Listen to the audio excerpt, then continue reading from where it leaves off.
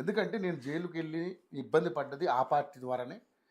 తర్వాత BJP, BRS ఒకటే అని కాంగ్రెస్ అనడంలో, దాన్ని ప్రజల్లోకి ఎక్కించడంలో సక్సెస్ అయ్యారు. దాన్ని మీరు సమర్థవంతంగా తిప్పికొట్టలేకపోయారు. ఇవన్నీ కూడా మన పార్టీ ఈ పరిస్థితి రావడానికి కారణాలని చెప్పి ఆ మనసులో ఉన్న బాధనంతా కూడా వెలగెక్కేసింది. సో ఇక్కడ ప్రధానంగా చూసుకుంటే ఈ లెటర్లో బీజేపీని టార్గెట్ చేసినట్టుగా కనపడతా ఉంది. బీజేపీతో త్వరలో మీరు పొత్తు పెట్టుకోబోతున్నారా అని ఆమెకే అనుమానం వచ్చేలాగా ఈ క్వశ్చన్ ఆమె తండ్రికి సంధించడం, ఈ లెటర్ యొక్క సారాంశం కూడా కనపడతా ఉంది.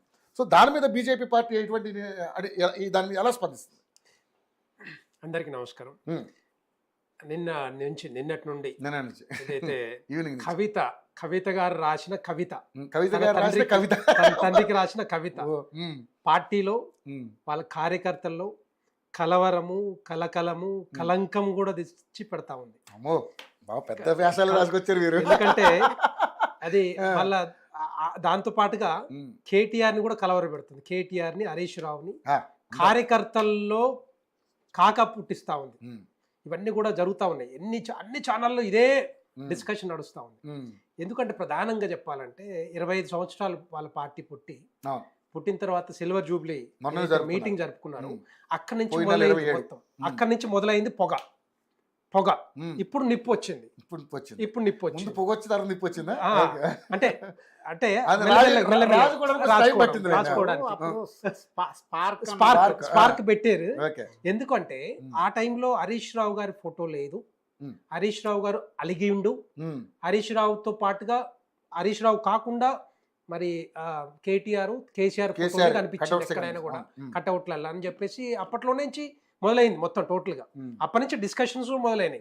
అంటే హరీష్ రావుని పక్కన పెట్టిర్రు, కేటీఆర్ కి పగ్గాలు ఇస్తున్నారు, కవితను పక్కన పెట్టిర్రు అని ఆలోచన వచ్చింది. అంటే నా తర్వాత ఈ రాజు కేటీఆర్ అని చెప్పే ప్రయత్నం చేశారు ఆ సభతోటి. అంతే. సో దాంతో వచ్చింది ఇదంతా కూడా. ఇప్పుడు ఏమైతుందంటే అప్పటి నుంచి మొదలు పెడితే మీరు చూస్తే రవి గారు, ఆ కవిత గారు ఆమె సొంతంగా మీటింగ్లు పెట్టుకోవడం, జాగృతం చేయటం, తర్వాత కార్యకర్తల్ని లో పట్టు సాధించుకోవటం, తర్వాత ఆమెలో ఎందుకంటే జైలుకి వెళ్ళొచ్చిన తర్వాత ఆమె కూడా తెలుసు నా పరువు పోయిందేమో అని పట్టు నిలుపుకోవడానికి ప్రయత్నం చేయటం, ఇవన్నీ కూడా విగ్రహాలు పెట్టడం అంటాం. బీసీ రిజర్వేషన్ పార్టీ పట్టించుకోకపోయినా కేసీఆర్ పట్టించుకోకపోయినా కూడా ఆమె కల్లా ఆమె సొంతంగా మాట్లాడటం, ఇవన్నీ చూస్తా ఉంటే ఏదో ఒకటి జరిగిందనే ఆలోచన వచ్చింది కదా. తర్వాత కాలక్రమేణా నేను అనుకుంటా ఒక 1 వీక్ 10 డేస్ బ్యాక్ బీఆర్ఎస్ భవన్కి వెళ్ళి అక్కడ మీటింగ్ పెట్టడం, అక్కడ కొన్ని విషయాలు మాట్లాడటం. అంటే ఎట్లయిపోయిందంటే ఆమె పార్టీ కోసం కష్టపడుతున్నా కూడా పార్టీ నన్ను పట్టించుకోవట్లేదని ఒక భావన తీసుకొచ్చింది. సో అక్కడ కూడా వచ్చి తర్వాత ఏమైంది, తర్వాత హరీష్ రావు గారు మాట్లాడటం, హరీష్ రావు గారు స్టేట్మెంట్ ఇవ్వటం, ఆయన అలిగిపోవటం, కేటీఆర్ వాళ్ళ ఇంటికి వెళ్ళటం.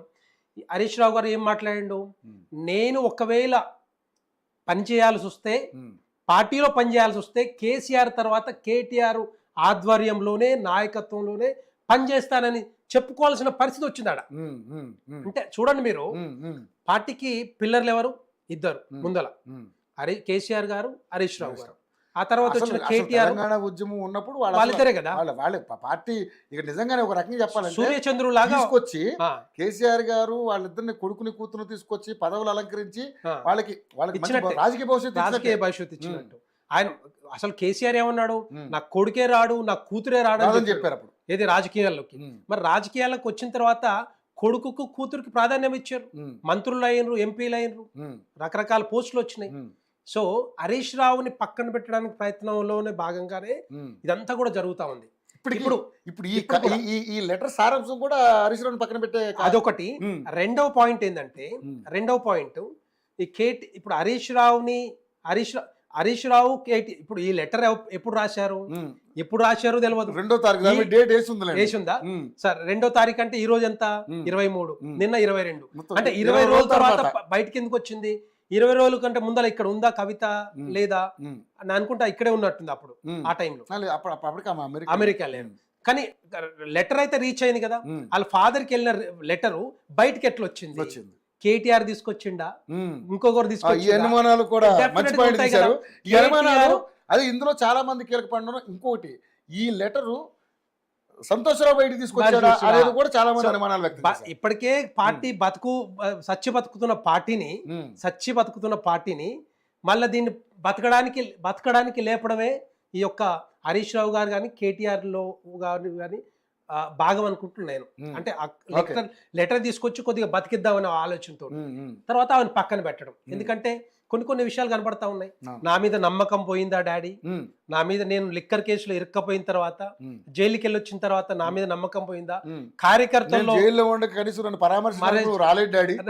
కార్యకర్తల్లో కూడా కొంత నిరాశ వచ్చిందా డాడీ, అంటే రేపొద్దున బీజేపీ కాంగ్రెస్ పార్టీకి బీజేపీని ఆల్టర్నేటివ్ అని కార్యకర్తలు అంటున్నట్టుగా వాళ్ళ క్లియర్ గా చెప్తున్నారు.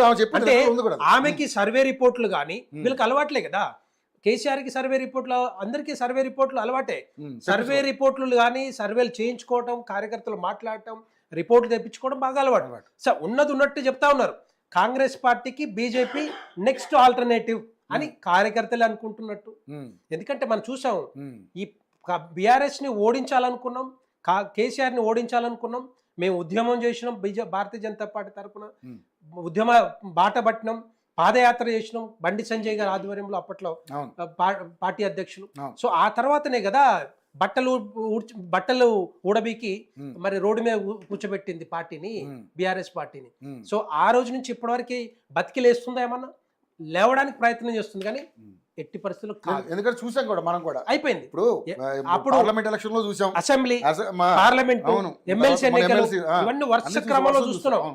అంటే వాళ్ళకి తెలుసు మేము ఇంకా ఎట్టి పరిస్థితిలో ఈ పార్టీ బతకదిగా, ఈ పార్టీని కొంతవరకైనా బతకడానికి ఇంకా ఏమైనా చేద్దామనే ఆలోచనతోటి ఇట్లాంటి లెటర్లు బయటికి తీసుకొచ్చి కొంత డైవర్ట్ చేసి రాజకీయాలు చేస్తా ఉన్నట్టుగా భావించవచ్చు చెప్పాలంటే.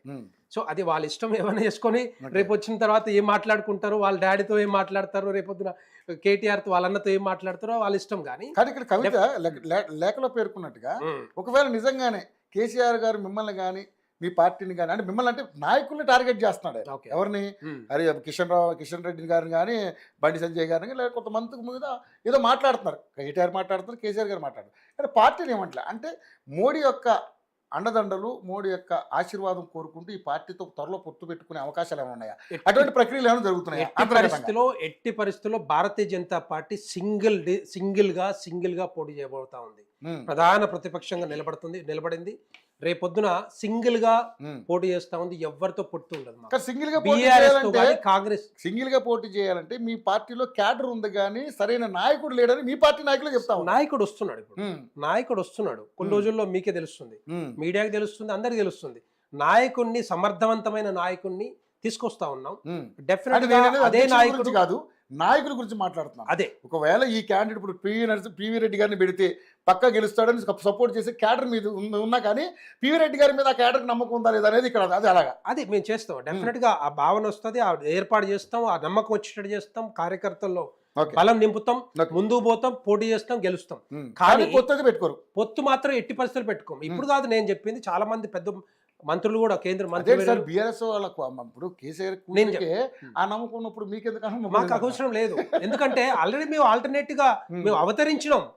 మేము భారతీయ జనతా పార్టీ 8 పార్లమెంట్ స్థానాలు, 8 అసెంబ్లీ స్థానాలు, మొన్న 3 ఎమ్మెల్సీ స్థానాలు, ఇవన్నీ గెలిచాం, మేము గెలిచి చూపించాం. మీరు 8 పార్లమెంట్ స్థానాలు, దగ్గర 56 సీట్లు, మాకు 56 ఎమ్మెల్యే సీట్లు, అసెంబ్లీ సీట్లు వచ్చినట్టే కదా.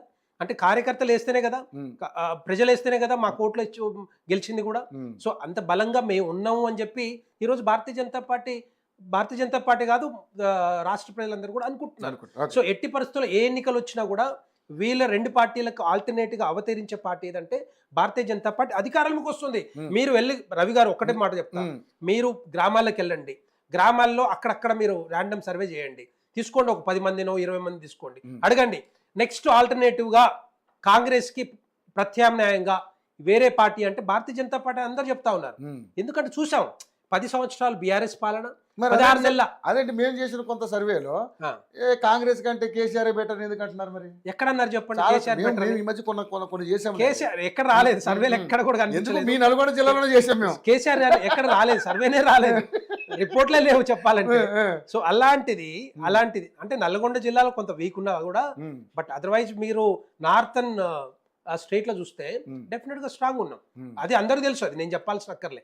రెండో పాయింట్, ఇంతకుముందు మన సోదరులు అంటున్నారు బీఆర్ఎస్ బీజేపీ ఒకటి అని చెప్పి, బొమ్మ బుర్సు పార్టీలో అవగాహన ఉండే, లేకపోతే దాన్ని మరి ప్రజలకు చెప్పాలి. వాళ్ళకి అవగాహన కాదు సార్, కేసీఆర్ కూతురే అంటుంటే కేసీఆర్ పొత్తు పెట్టుకున్నావా ఎట్లా ఒకటే అన్న నినాదాన్ని వాళ్ళు తీసుకెళ్లారు, ప్రజల్లో నమ్మించగలిగారు. నిజమా డాడీ ఆమెకి అనుమానం వచ్చింది. అందుకే ఆమెకి ఎందుకు అనుమానం వచ్చిందంటే, రేపు బీఆర్ఎస్ పక్కన పెడతా ఉన్నారు, భారతీయ జనతా పార్టీ గెలుస్తా ఉంటుంది, అన్ని ఏ ఎన్నికలు వచ్చినా కూడా గెలిచే అవకాశాలు ఉన్నాయి, మీరు ఎందుకు మాట్లాడలేకపోతున్నారు అని అడుగుతుంది వాళ్ళ డాడీ, క్వశ్చన్ చేస్తుంది. మీరు అడగండి, భారతీయ జనతా పార్టీని టార్గెట్ చేయండి, కన్ఫర్మేషన్ చేసుకున్నారు నిజమా కాదా అని. భారతీయ జనతా పార్టీని టార్గెట్ చేయండి, భారతీయ జనతా పార్టీని తగ్గించండి, వాళ్ళ ఇవన్నీ కూడా చెప్పడానికి ప్రయత్నం చేస్తుంది. కానీ ఎక్కడనో మొత్తానికైతే దూరం ఎక్కడ దాకా వెళ్ళిపోయింది. అలా ఆమెకి తండ్రి దగ్గర ఉన్న యాక్సెస్ ఎవరికి లేదు. ఏ టైంకైనా ఎప్పుడైనా వెళ్ళి మాట్లాడే యాక్సెస్ ఆమెకుంటుంది. ఈ లెటర్లు రాయడం అనేది మహబూబాబాద్ లో ఉన్న కార్యకర్త రాసినట్టు కనపడుతుంది. మహబూబాబాద్ లో ఉన్న కార్యకర్త రాసినట్టు కనపడుతుంది. అంటే అంత దూరం వెళ్ళిపోయింది అనమాట. సో గ్యాప్ బాగా పెరిగిపోయింది. సో ఆ యాక్సెస్ లేదు కాబట్టి ఈ లెటర్ల ద్వారా కొంత దగ్గర అవ్వడానికో, లేకపోతే రేపొద్దున కొంత సొంత కుంపటి పెట్టుకోవడానికో, సొంత పార్టీ పెట్టుకోవడానికో చేస్తున్న ప్రయత్నమే. ఒకవేళ నాకు స్థానం లేకపోతే ఆ స్థానము నేను వదులుకుంటా, రేపొద్దున ఇంకో స్థానంలోకి వెళ్ళిపోతాన్నట్టు ఆలోచనతో చేయొచ్చు. సో బీఆర్ఎస్ బీజేపీని ఎక్కడ కూడా కాదు, కాంగ్రెస్ పార్టీ ఎమ్మెల్యే ఎన్నికల ముందల తప్పుడు హామీలతోటి, తప్పుడు మాటలతోటి బీఆర్ఎస్ బీజేపీ. ఇప్పుడు ఈడీ ఒకవేళ కవిత లిక్కర్ కేసులు ఇరుక్కబోతే ఎవరు పని చేయాలి? బీజేపీ అరెస్ట్ చేస్తుందా? ఈడీ ఇంటరాగేట్ చేయాలి. అదే ఇన్స్టిట్యూషన్ చెప్తున్నాను, ఈడీ ఇంటరాగేట్ చేయాలి, దాని టైం పట్టుద్ది.